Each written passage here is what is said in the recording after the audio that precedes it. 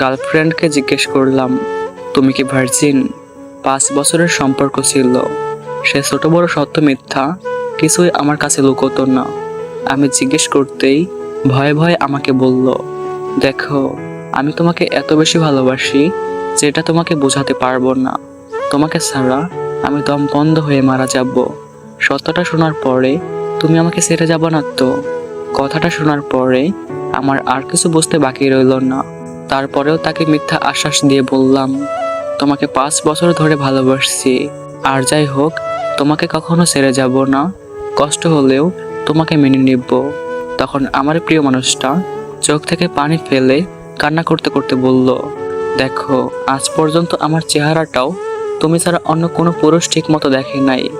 সব সময় নিজের চরিত্র এবং নিজের সতীত্বকে হেফাজত করে আসছি।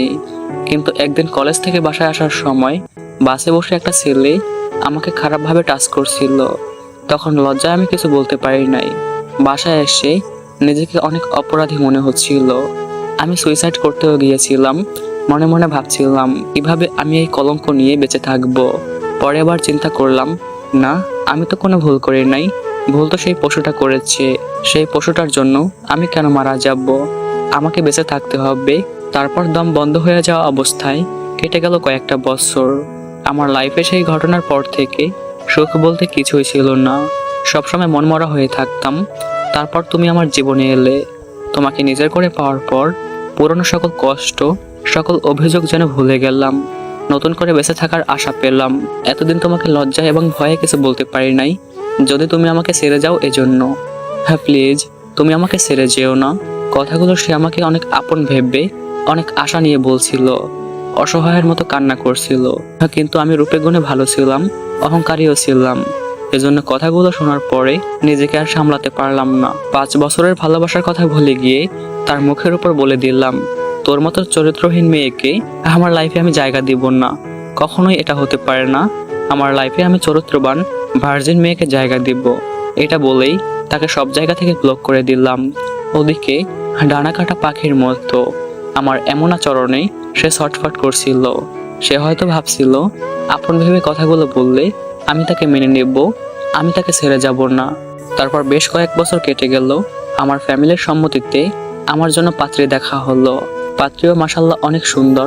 হুট করে বিয়েটাও হয়ে গেল। বাসরাতে আমি তাকে প্রশ্ন করলাম, তুমি কি ভার্জিন? বউ আমাকে উত্তর দিল, আসলে আমার একটা রিলেশন ছিল। আমার বুঝতে আর কিছু বাকি রইল না। বাসরাতে সুখের পরিবর্তে আমার জীবনে দুঃখ নেমে আসলো। নিজেকে পৃথিবীর সব থেকে নিকৃষ্ট মানুষ মনে হচ্ছিল। 5 বছরের ভালোবাসার মানুষকে শুধুমাত্র অন্য পুরুষ জোর করে টাচ করছিল।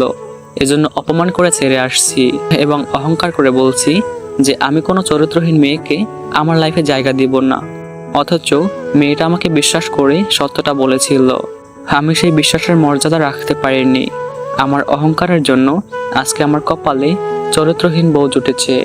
শুধু অহংকারের জন্য আমি আমার জীবন থেকে সত্যিকারের ভালোবাসা হারিয়েছি। পবিত্র একটা মেয়েকে হারিয়েছি। আপনার লাইফে যদি এমন ঘটনা ঘটে থাকে, আপনার প্রিয় মানুষটা যদি ছোটখাটো অ্যাক্সিডেন্টের কথা আপনাকে বিশ্বাস করে বলে দেয়, তাহলে তাকে ছেড়ে যায় না। কারণ 2024-এ ফিজিক্যাল রিলেশন ব্যাপারটা একদম স্বাভাবিক হয়ে গেছে। কেউ এটাকে গুরুত্বই দেয় না। এটাকে সবাই লুকিয়ে রেখে ভালোর মুখোশ পরে ঘুরে বেড়ায়। আর যদি আপনার প্রিয় মানুষটা এমন অ্যাক্সিডেন্টের কথা আপনাকে বিশ্বাস করে বলে ফেলে এবং যদি ক্ষমার যোগ্য হয়, তাহলে ক্ষমা করে সারা জীবন তাকে আগলে রাখেন। তো এটা জাস্ট কন্টেন্ট ছিল। তবে কন্টেন্ট হলেও বাস্তব কিছু কথা আমি তুলে ধরার ট্রাই করেছি। তো কথাগুলো ভালো লাগলে আইডিটাকে ফলো করে পাশে থাকবেন। আর আমার ভালোবাসার মানুষগুলো, তোমরা হয়তো অনেকে জানো আমি একটু অসুস্থ, এজন্য কণ্ঠ এমন লাগতেছে। তো তোমরা একটু মানিয়ে নিও আর পাশে থেকো। আল্লাহ হাফেজ।